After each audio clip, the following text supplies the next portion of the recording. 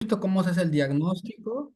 Son cuatro maneras de hacer el diagnóstico: con hemoglobina glucosilada, glicemia en ayunas, una glicemia al azar, prueba de tolerancia oral a la glucosa. Esa es la manera de hacer el diagnóstico. La diabetes gestacional es un poco distinta. Hemos visto que es por trimestre y los valores de corte son distintos. Entonces, una vez que hacemos el diagnóstico, vamos a pasar posteriormente a lo que es el tratamiento, ¿ya? Fíjense, esto de acá es importante. ¿Cuáles son los objetivos del tratamiento? Antes, hasta hace pocos años, se creía que el tratamiento era glucocéntrico. ¿Qué quiere decir eso? Que se enfocaban a ver el tratamiento de la glucosa. La glucosa está bien y ese era el único objetivo del tratamiento. Ahora no, ahora en el tratamiento no somos solo glucocéntricos, no solo queremos que la glicemia, que el azúcar esté bien, sino que queremos mejorar la calidad de vida del paciente. Esto es educación, evitar el riesgo cardiovascular, ganancia de peso, las hipoglucemias, evitar las complicaciones de la diabetes, entre otras, ¿ya? Entonces, eso es algo que actualmente nosotros estamos viendo, ¿ya? Ya. Ahora, ¿cuáles son los objetivos de nuestro control? ¿Cómo nosotros vamos a hacer un control de estos pacientes, ver si está dentro de la normalidad, si un paciente está siendo bien controlado y no, ¿ya? Fíjense, estos son los objetivos de un paciente. Nosotros vamos a pedirle hemoglobina glucosilada A1C cada 3 meses y nuestro objetivo es que este esté menor a 7%. Si está menos a 7%, nosotros decimos que el paciente está bien controlado, que es un paciente compensado. Aparte, si el paciente se hace controles de glicemia, este se va a hacer en ayunas y estos controles tienen que ser entre 80 y 130. Si en ayunas está así, significa que está bien controlado. Y los controles de glicemia capilar, postprandial o al azar tienen que ser iguales o menores a 180, ¿ya? Entonces, si nosotros tenemos un paciente que cumple con todas estas características, significa que el paciente está siendo bien controlado. Ahora, fíjense esto de acá. Por lo menos un 70% tiene que estar dentro de objetivos. ¿Qué quiere decir eso? Si un paciente se hace 4 controles de glicemia al día, generalmente se hace en ayunas, antes de almuerzo, antes de cena y antes de dormir. Y de todos esos controles están normales, significa que el paciente está bien controlado. Si tiene un control alterado, igual está bien controlado. Si tuviera 2 controles, ya significa que hay algo que está mal y que tenemos que modificar el tratamiento o corregir algunas cosas con el paciente. Es decir, si de 4 controles uno está mal, no hay problema. 2 o más ya significa que no está siendo controlado de manera adecuada. Estos de acá son los objetivos de un paciente adulto no embarazada. Porque esto en realidad va a variar si es tipo diabetes tipo 1, si es un niño, si es un anciano y demás. Pero esto es lo en general para una persona adulta, ¿ya? Hemoglobina glucosilada menor a 7, ayunas entre 80 y 130 y menos de 180 al azar. Ahora, se puede considerar hasta 8 de hemoglobina. ¿En qué casos? En personas mayores, en personas que tienen una esperanza de vida limitada. Es decir, en estos pacientes no vamos a ser muy exigentes, porque si se fijan, son personas de la tercera edad, pacientes que no les queda mucha expectativa de vida, pacientes que ya tienen complicaciones. Entonces, en todos estos casos podemos ser un poco más permisivos, hasta un 8%, ¿ya? Y muchas veces podemos tolerar hasta 8,5 de hemoglobina glucosilada. Esto en el caso de ancianos frágiles, es decir, ancianos con varias enfermedades, ACVs y demás cosas, ¿ya? Ahora, el tratamiento se va a dividir en tratamiento farmacológico y no farmacológico. Muy importante el no farmacológico, que muchas veces uno como médico no lo hace. ¿Por qué? Porque uno no tiene el tiempo necesario en la consulta. En cada consulta tenemos 10 a 15 minutos y muchas veces nosotros también tenemos que dar la parte de educación y la dejamos de lado. Sin embargo, siempre es importante indicarle al paciente cómo es que debe comer. Y este es un platito que lo utilizamos de manera general para un paciente con diabetes. Cuarta parte de su plato tienen que ser las proteínas. Fíjense, carne, pollo, pescado, huevo, todo lo que son proteínas. Cuarta parte, los carbohidratos, arroz, papa, yuca, fideo, plátano. cualquier carbohidrato, mejor si solo es uno, es decir, no mezclar. Un día comen arroz, otro día pueden comer papa, otro día yuca, y la mitad de su plato tiene que ser ensalada, ¿ya? Y obviamente lo más importante, suspender el uso de azúcar. Decirle al paciente que él no puede comer ni un poquito de azúcar, ni azúcar blanca, ni morena, ni miel, ni chancaca, ni azúcar morena. Nada de eso, ¿ya? Puede utilizar los edulcorantes, Siriet, Zucker, entre otros. En cuanto a la actividad física, lo ideal es que el paciente haga una actividad física que a él le guste, porque si no le gusta, no lo va a hacer. Si ustedes le dicen haga tal actividad y no le gusta, él no lo va a hacer. Lo va a hacer 2 días y no lo va a hacer más. Entonces, siempre decirle qué es lo que le gusta, que lo realice. Si no le gusta nada, por lo menos tendría que hacer una caminata de 30 minutos al día, 5 días a la semana. Eso es lo mínimo que tendría que hacer. Ahora, obviamente, si es un paciente que tiene artritis, tiene artrosis de rodilla y le duele la rodilla al caminar, hay varios ejercicios que se pueden hacer incluso de sentados, haciéndolo tocar los codos con las rodillas. Eso en lugar de caminar, eso no le va a lastimar Ejercicios las en rodillas y el complemento de paciente va a los... poder hacer actividad física. En cuanto a ya la parte farmacológica, tenemos dos opciones.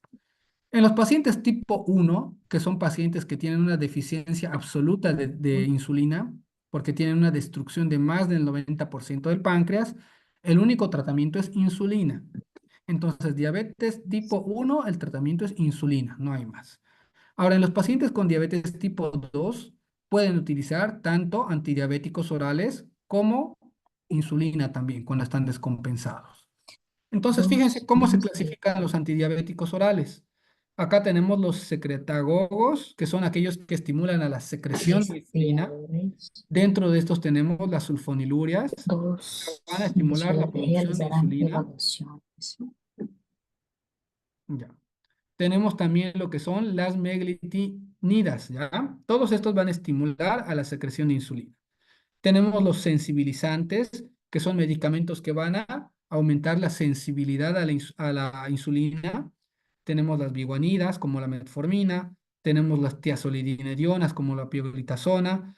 Tenemos los inhibidores de la alfa-glucosidasa, como la carbosa. Tenemos análogos de tipo de proteínas que son similares a las incretinas, los inhibidores del DPP4, tenemos los agonistas del GLP-1 y por último tenemos las glifosinas, que son los inhibidores del cotransportador sodio-glucosa 2, que actúan a nivel renal y las vamos a revisar de manera breve a continuación. Entonces, lo primero, las sulfonilurias, que son todas estas de acá, glibenclamida, glimepirida, glicacida, todas estas de acá, son medicamentos que a nivel internacional ya no se usan. En las guías está que no se utilizan, no son primera opción nunca. Sin embargo, en nuestro país la utilizamos bastante porque es lo único que da el SUS. El SUS solo da metformina, glibenclamida e insulina, no da otra cosa. Entonces, nosotros tenemos que aprender sobre estos medicamentos a pesar de que ya no se lo utiliza mucho afuera, ¿ya? ¿Cómo actúan estos? Estos van a actuar en su receptor que se llama SUR1 a nivel de los canales de potasio, van a hacer que estos se cierren, esto va a ocasionar que haya una despolarización, apertura de los canales de calcio y este calcio va a estimular a la liberación de insulina como vamos a ver a continuación. ¿Cuál es su eficacia? Puede reducir 1,5 a 2% la hemoglobina glucosilada. Y acá lo más importante de este medicamento. Está contraindicado cuando hay un filtrado glomerular menor a 45. Esto es importante, ¿por qué? Porque todos los médicos generales que no saben eso, les dan a los pacientes este medicamento y luego los pacientes acuden con hipoglucemia a las emergencias y muchos hasta mueren. Todo esto se podría evitar si una persona, un médico, supiera que si el paciente tiene menos de 45 de filtrado, ya está contraindicado este medicamento, ¿ya?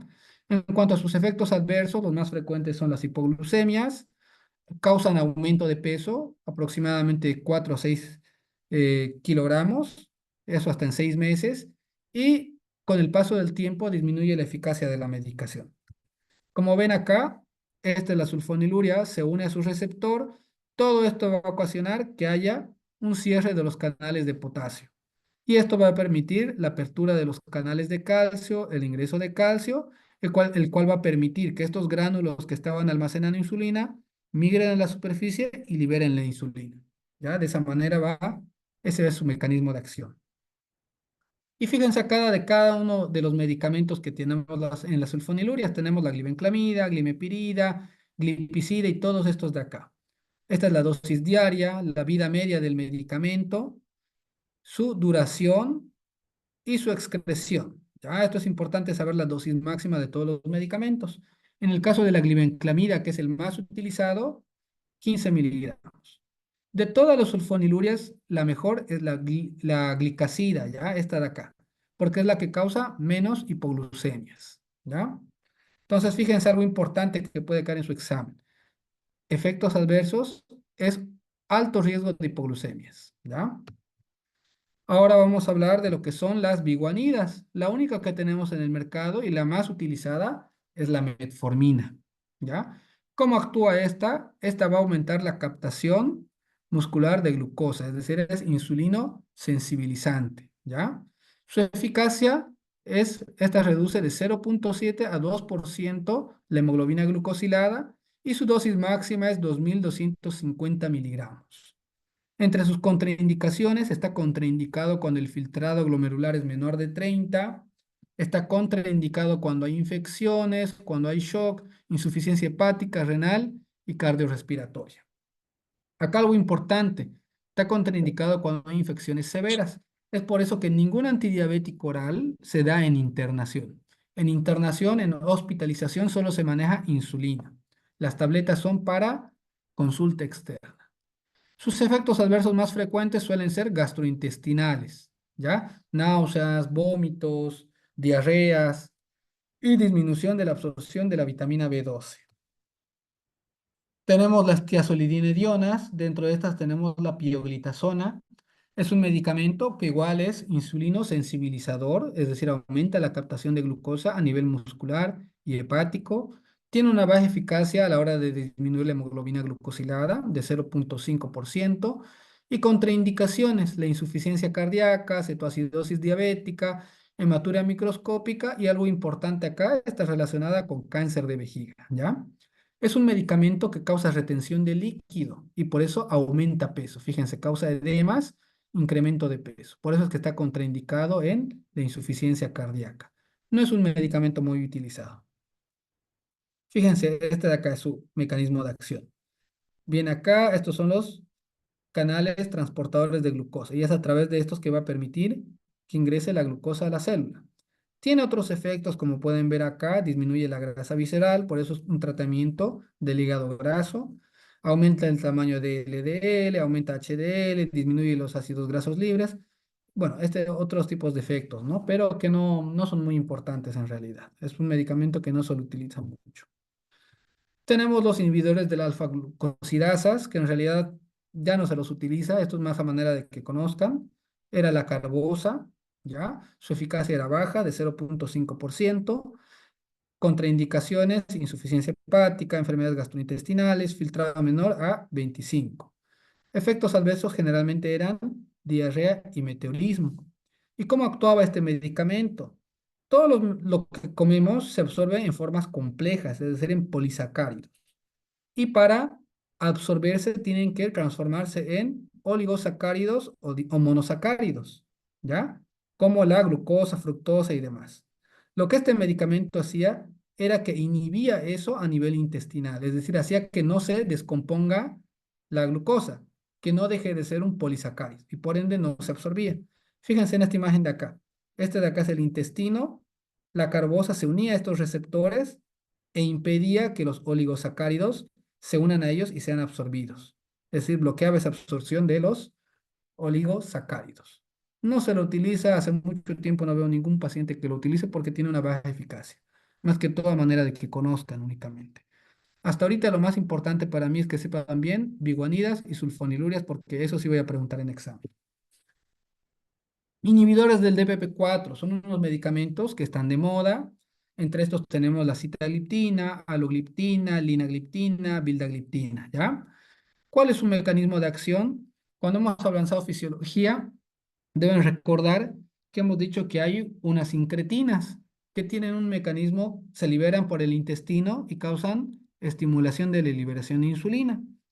Estas incretinas suelen ser destrozadas por unas enzimas que se llaman dipeptidil dipeptidasa 4. Entonces, lo que este medicamento hace es inactiva esa enzima que degrada las incretinas. Y eso hace que las incretinas tengan una vida media más larga y estimulen a la secreción de insulina. Su eficacia es de 0,6 a 0,9 su reducción de la hemoglobina glucosilada. Son medicamentos que se ajustan según filtrado glomerular, efectos adversos, nasofaringitis, cefalea. Ya, fíjense acá, tienen varios efectos que ya lo hemos revisado en la parte de fisiopatología. ¿Qué beneficios tienen? Bajo riesgo de hipoglucemia, generalmente no causan hipoglucemia, y tienen un efecto neutro sobre el peso, no causan ni aumento ni pérdida de peso. Y acá están de cada uno de los medicamentos, la dosis que se da al día, la eliminación que tiene, la vida media, de cada uno, ¿ya? De la sitagliptina, vildagliptina, saxagliptina y demás. Y acá lo mismo, acá dice sus contraindicaciones según el filtrado glomerular. Lo más importante es que sepan que todos estos medicamentos se ajustan según filtrado glomerular. Agonistas del GLP-1, este es un medicamento, se puede decir que es el mejor medicamento en la actualidad. Tenemos entre estos la exenatida, liraglutida, dulaglutida y la semaglutida, que es el Ozempic, que es un medicamento que sirve para tratamiento de hígado graso, obesidad y diabetes, ¿ya? Su mecanismo de acción, estas prácticamente son incretinas que tienen una vida media larga. Entonces van a tener todos los efectos de las incretinas. Disminuir el apetito, disminución del vaciado gástrico, van a tener un aumento de la secreción de insulina y demás, ¿ya? Su reducción, su eficacia es de 0,5 a 1% de la hemoglobina glucosilada. Están contraindicados cuando el filtrado glomerular es menor a 25 y también están acá contraindicados en la gangrena enfermera, infecciones y demás, ¿ya? Sus efectos adversos, hipovolemia, cetocidosis. Y bueno, estos de acá son los agonistas del GLP-1, este de acá es el Ozempic y estas de acá son las funciones que tiene. Es un medicamento, por si acaso, que en Bolivia no hay. La única manera de, porque hay hartos pacientes que lo utilizan, es traer de Brasil, de Argentina y demás. Tienen todos estos efectos, por eso que es un muy buen medicamento, es tratamiento del hígado graso, su eficacia para la pérdida de peso es de un 12% de peso corporal, protege el riñón, tiene seguridad cardiovascular, es un excelente medicamento. ¿Ya? Acá tenemos las formas de presentación. Tenemos todos estos que son lapiceros que se administran semanalmente. Es una vez a la semana que se van ascendiendo las dosis. Y también los tenemos por vía de tabletas, que no suelen ser muy tan efectivos como lo son las plumas, los lapiceros para ponerse una vez a la semana. Y por último, los inhibidores de SGLT1, ¿ya? Este medicamento tenemos los representantes, la dapaglifosina, empaglifosina, camaglifosina. Si se recuerdan en la parte de fisiopatología, hemos hablado que a nivel renal hay una absorción de glucosa en el túbulo contorneo proximal, en el segmento S1 y S2. Entonces, este medicamento lo que va a hacer es va a bloquear esos canales y va a impedir la reabsorción de glucosa. Y eso va a causar que orinemos más azúcar, ¿ya? Entonces, ese es su mecanismo de acción.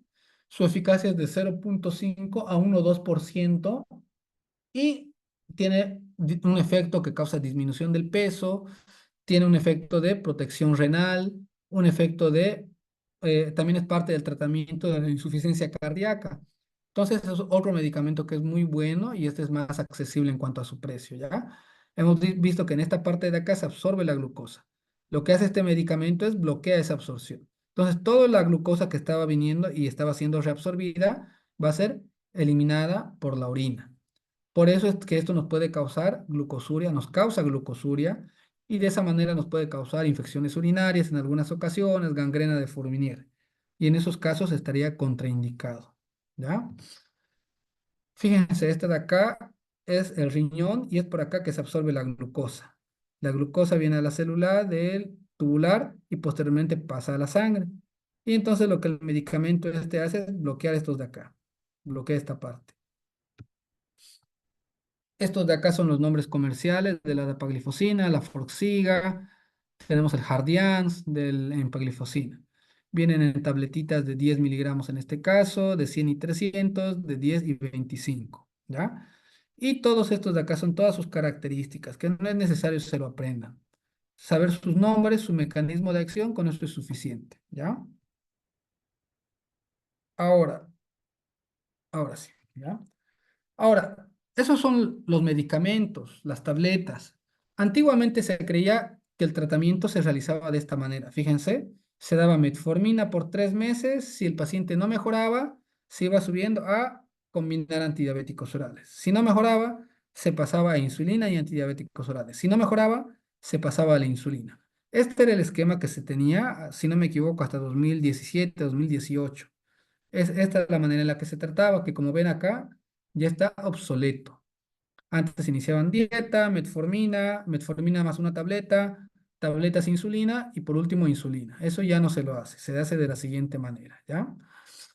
Fíjense, no se encuentran dos personas exactamente iguales, por eso es que el tratamiento no es el mismo para todos, como antes era acá. Acá era el mismo tratamiento para todos. Ahora el tratamiento es algo más individualizado, es decir, para lo que el paciente necesita. Y fíjense acá, hemos hablado en la fisiopatología del octeto minoso y todos estos tratamientos, como van a ver a continuación, se dirigen a distintos componentes del octeto minoso, ¿ya? Es esto lo que se maneja en la actualidad. Esto es en inglés, es de las guías ADA 2023, la Asociación Americana de Diabetes, que acá está traducido, ¿ya? Entonces, como ven, no es un tratamiento para todos. Vamos a ver cada paciente. Por este lado de acá vemos cuando el objetivo es controlar la glicemia y el peso. Y en este lado de acá son pacientes que tienen alto riesgo cardiovascular, pacientes con insuficiencia cardíaca y pacientes con enfermedad renal. Entonces, cuando tenemos un paciente con diabetes, tenemos que ver eso. Si es un paciente con alto riesgo cardiovascular, vamos a utilizar esta parte de acá. En ese caso, ¿qué sería lo ideal de darle al paciente? Fíjense, un agonista GLP-1. Podemos darle Ozempic o demás. O también le podemos dar un inhibidor del transportador sodio-glucosa 2. Dapaglifosina, empaglifosina, canaglifosina, cualquiera de esos. Podemos dar uno o ambos combinados, ¿ya? Todo esto vamos a dar en los pacientes con un alto riesgo cardiovascular, pacientes que tuvieron un infarto, pacientes que les hacemos el riesgo cardiovascular con las calculadoras que seguramente han visto en cardiología, el score de Framingham y demás cosas. Los pacientes que tienen insuficiencia cardíaca, la primera opción son los ISGLT2, es decir, dapaglifosina, canaglifosina y demás. Los pacientes que tienen enfermedad renal crónica, lo ideal es un ISGLT2 también, o un agonista del GLP-1. Fíjense, hasta ahorita nada de esto hemos visto, nada de sulfonilureas, metformina, que es lo que se hace en nuestro país porque no tenemos más medicamentos, ¿ya? Pero a nivel internacional ya se maneja así la diabetes. Y acá también, ¿no? En la parte privada del paciente que tiene posibilidades, lo hacemos de esta manera. Ahora, si nuestro objetivo es únicamente el control de glucosa y de peso, como primera opción le podemos dar la metformina, ¿ya? Entonces la metformina todavía es un medicamento que se sigue utilizando y esto podemos asociarlo si queremos bajar el peso a lo que es agonistas del GLP-1, dulaglutida, semaglutida, tirzepatida, que es un medicamento que no hay en nuestro país. Y en su caso, si no se llegara a combinar con esto, podemos pasar a insulina. Y acá lo mismo, cuando el control de peso es deficiente, nos vamos a ir por lo primero, los agonistas del GLP-1. Acá están. Semaglutida, dulaglutida, todos estos agonistas del GLP-1, ¿ya? Entonces, esta es la manera actual en la que se maneja. Ya no es como antes, que se inicia con metformina, se asocia a otra tableta, no. Ahora vemos un paciente. Control glucémico, empezamos metformina. Obesidad, agonistas GLP-1. Enfermedad renal, ISGLT2, agonista GLP-1. Insuficiencia cardíaca, ISGLT1. Alto riesgo cardiovascular, análogos del GLP-1 y ISGLT2, ¿ya? Es la manera. Entonces, si se fijan acá, no hay nada de sulfonilurias, no hay glibenclamida, glucomas, nada de esas cosas. Pero que lamentablemente en nuestro país es lo que da el seguro y seguimos utilizando eso. Y esta es otra manera de hacer tratamientos, fíjense, pero esto ya es de otra escuela, de escuela europea. Si tiene una hemoglobina glucosilada menor de 7,5, podemos hacer monoterapia, es decir, una tabletita, puede ser metformina, puede ser agonista del GLP-1, ISGLT2, inhibidores del DPP-4 o agonistas del GLP-1, ¿ya? Pero no tiazidinidionas ni sulfonilurias, esos medicamentos no.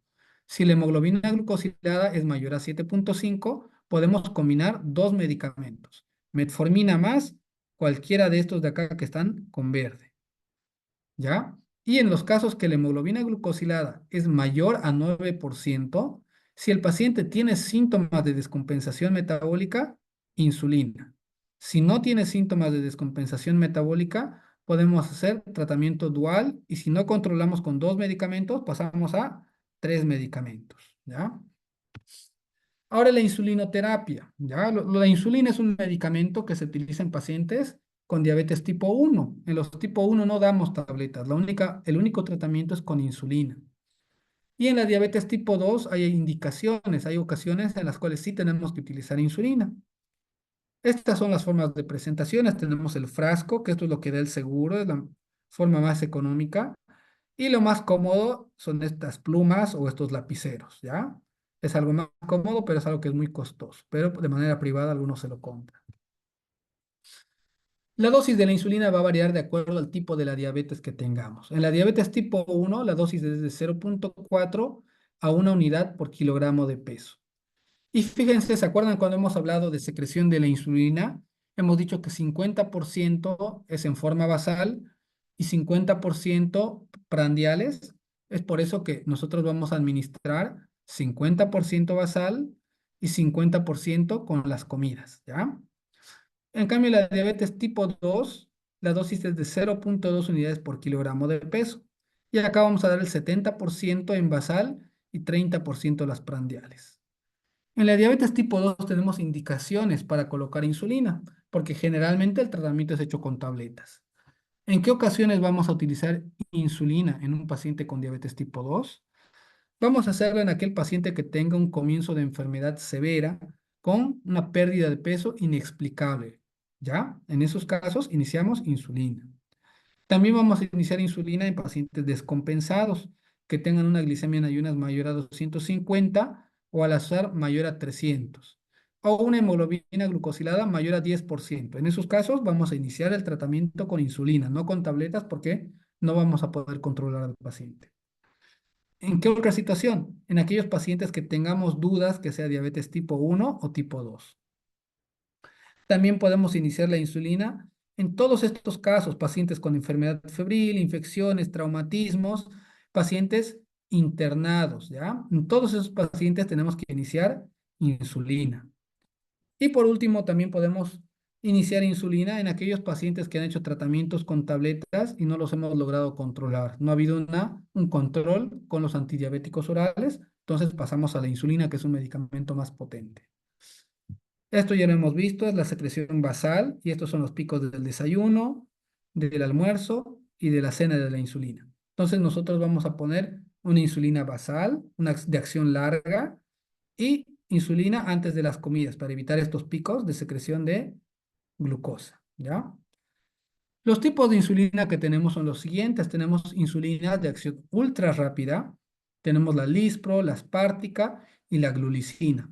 Su inicio de acción es 10 a 15 minutos y su punto máximo, su efecto máximo es a los 30 y 90 minutos. Y su duración dura de 3 a 5 horas, ¿ya? La acción rápida es la insulina cristalina o regular, inicia a los 30 minutos su acción, su punto máximo de acción es a las 2 a 4 horas y su efecto dura de 6 a 8 horas. Estas dos insulinas, las de acción ultra rápida y las de rápida, son insulinas prandiales, es decir, que vamos a colocar previo a las comidas. Y estas tres de aquí abajo son insulinas basales, es decir, que van a cubrir prácticamente todo el día. Esta de acá, de acción intermedia, es la insulina NPH, es la que da el seguro. Su efecto inicia a la 1 a 2 horas. Su punto máximo, su pico es de 4 a 8 horas y su efecto dura de 12 a 18 horas. Si dura 12 horas, entonces para cubrir todo el día tenemos que darle dos veces al día, ¿ya? Tenemos los de acción prolongada como Degludec, Detemir y Glargina, cuyo inicio de acción es a las 2 horas. Y fíjense, no tiene un punto máximo, es decir, su onda es plana, no hay horarios en los que aumenta su efecto. Su efecto es continuo. Y pueden durar hasta 20 horas, más de 40 en el caso de la de Gludec, y la glargina dura 20 a 24 horas. Es decir, de estas lo vamos a poner una sola vez al día. ¿Por qué? Porque nos cubre el día entero. Esta de acá dos veces, ¿por qué? Porque dura 12 horas. Y estas de acá duran poco, se las da con las comidas, ¿ya? Y las premezclas, hay algunas insulinas que vienen tanto con insulina cristalina y NPH, ¿ya? Esto es importante, ¿por qué? Porque fíjense, en esta parte de acá les he dicho 50% basal y 50 prandial.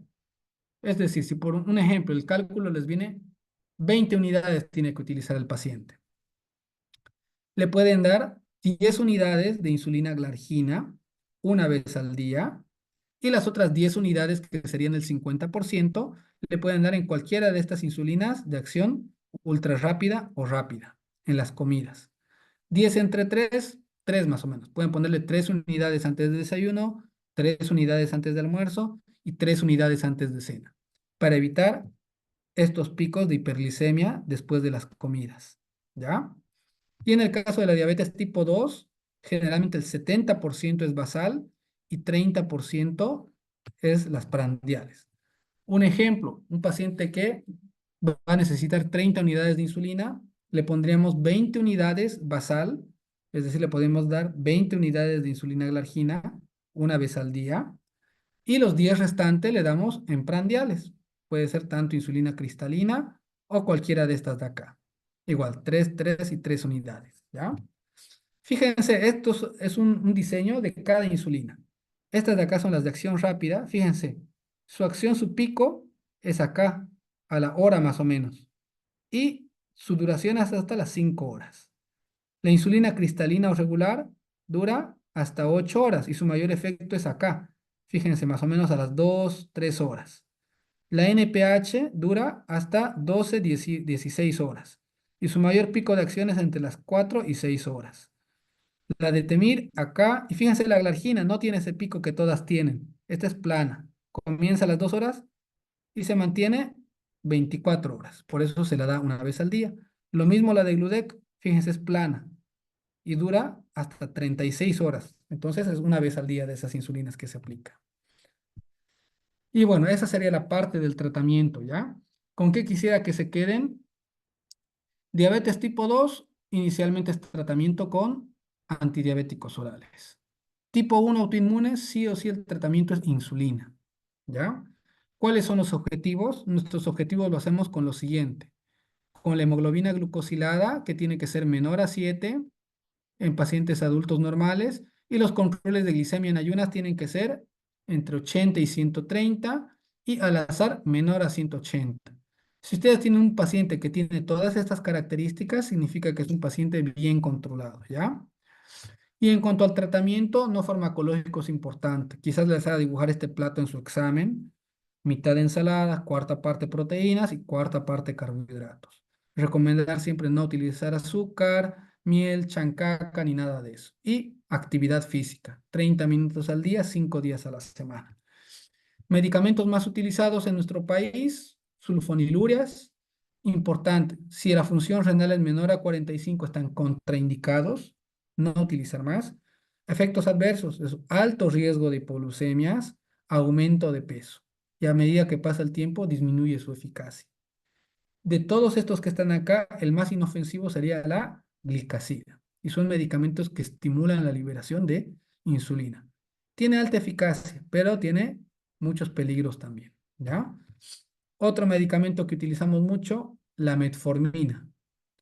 Tiene una buena eficacia, tiene un efecto neutro contra el peso, está contraindicado cuando la función del riñón es menor a 30, en infecciones igual está contraindicado, ¿ya?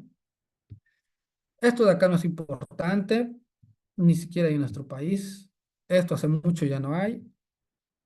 Esto es un medicamento que generalmente se da a las personas de la tercera edad, porque es un medicamento que no causa hipoglucemias, tampoco es muy efectivo, es algo que, con lo cual se puede controlar a personas de la tercera edad. Este de acá es el medicamento del futuro prácticamente. Es un muy buen medicamento, es tratamiento de hígado graso, de obesidad, de diabetes. Este de acá es igual, es un muy buen medicamento, inhibidores del SGLT2, nos ofrece protección renal, protección cardiovascular, es tratamiento de insuficiencia cardíaca, de diabetes, es un muy buen medicamento y es relativamente económico. Está en nuestro país desde fines del año pasado, del anteaño pasado. Y bueno, básicamente eso. ¿Alguna duda que tengan antes de empezar el último tema de complicaciones? ¿Dudas, dudas? ¿Nadie tiene dudas? Ya, entonces ahorita les voy a mandar el link de complicaciones, ya, y después de eso les voy a pasar las diapositivas. De todos modos, cualquiera que quizás a veces no se entiende muy bien o se puede hacer preguntas por internet, el sábado voy a dar todos estos mismos temas con el grupo D, si quieren pueden asistir a ese grupo. Ahorita les envío el link de complicaciones.